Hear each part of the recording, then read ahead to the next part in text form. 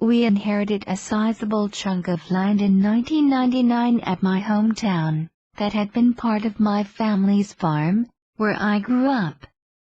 It is nature at its best. I believe that the animals would prefer we were not there. All this time we have been bringing our camper up in the spring and back to our home in the fall. During this season my husband works hard caring for the land. Bear and moose have begun to overpopulate, as well coyote and cow dogs.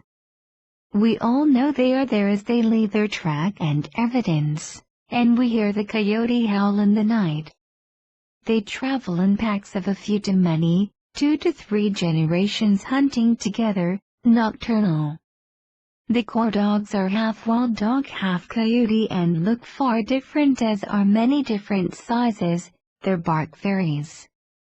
The land area is large. You would have a rough walk of more than a half-mile to reach the neighbors from all directions. There is a road at the bottom and one at the top, where there is an astounding view, where you see the mountains of Massachusetts, Vermont and New Hampshire. I had an unforgettable dream this winter, where in this dream, the two of us were sitting at the fireplace, enjoying the stars, the owl hoots, the coyote far off, and each other, at this camp. When we both heard a friendly voice. "How you doing up here? It's a fine fire you've got there." I woke with a start, and slept little after that. It was my father's Yankee voice, no doubt, and he had been dead for 15 years.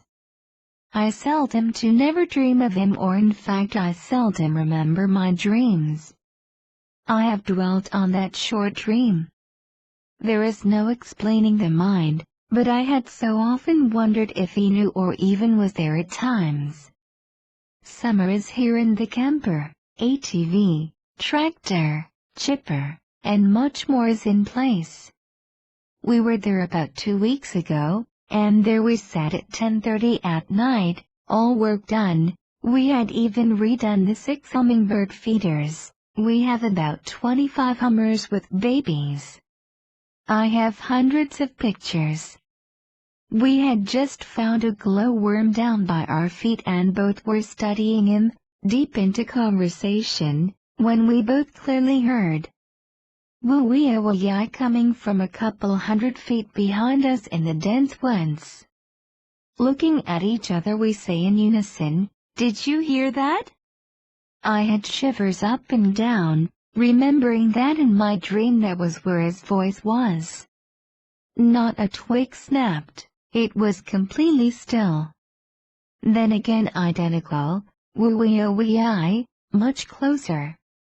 This had us grabbing our lights and whatever and moving towards the door. Again the woods floor is covered with dead branches, the trees large, heavy with low branches.